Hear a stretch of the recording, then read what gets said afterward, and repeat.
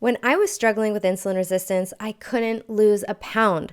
I was eating well, I was exercising, but the scale just wouldn't budge. I finally realized that my high insulin levels were locking my body into a fat storage mode. Imagine insulin as a key, opening the doors into your cells to allow sugar or glucose in so it can be used to make energy. When our cells are bombarded with insulin day after day, the locks become jammed, and the cells, they start to become sort of numb to this signal of insulin. When the cells stop responding to insulin, we call this insulin resistance, and it can lead to weight gain and tons of other health issues like PCOS, prediabetes, and diabetes. A state of insulin resistance is like being in a state of fat storage. Insulin tells the body to store fat, and it blocks it from using its own body fat for energy. So in order to reduce insulin resistance, we have to reduce insulin levels. Here are some of my best strategies to lower insulin so we can finally unlock fat burning and shed those unwanted excess pounds.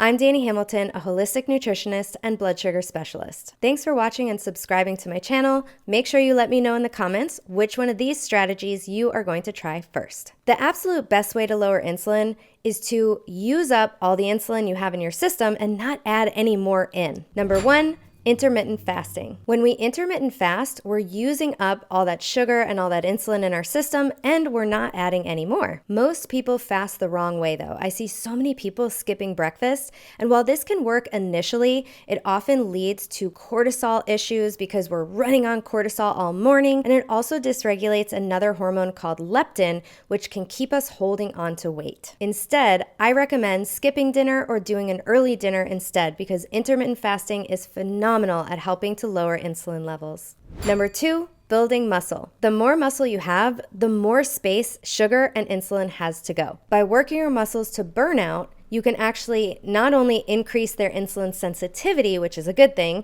you can also grow more muscles. The more muscle you have, the more place glucose and insulin have to go.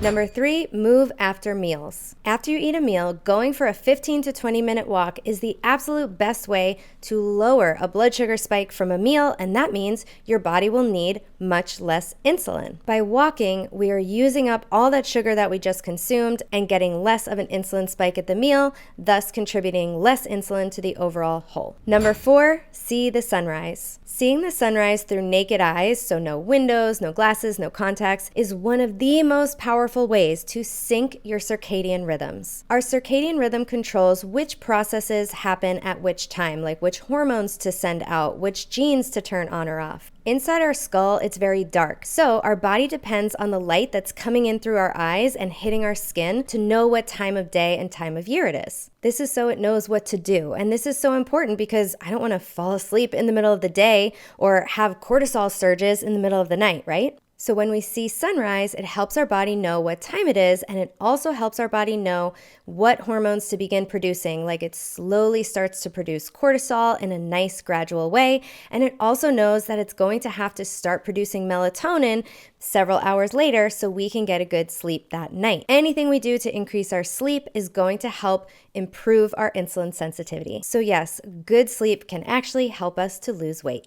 Number 5, reduce your toxic load. Toxins such as heavy metals, phthalates, mold, and plastics, these toxins all drive insulin resistance. They negatively impact our mitochondria and cell membranes. And these toxins get stored in our fat cells, so sometimes we can't lose weight because our body doesn't want to release all these toxins. If our body is too toxic, we'll hold on to weight, and that is just our body protecting us. Start with swapping out your conventional products for less toxic or non-toxic products. I like to use the site ewg.org to find out how clean or toxic my products are, and also to help me find new, less toxic alternatives. When I'm talking about products, I mean everything from laundry detergent to hand soap to deodorant to toothpaste to cosmetics and beyond. In general, you want to steer clear of anything that has fragrance, which is very, very toxic. So things like scent boosters and even air fresheners. Things like essential oils could be great replacements. You can also use things like vinegar and lemon and baking soda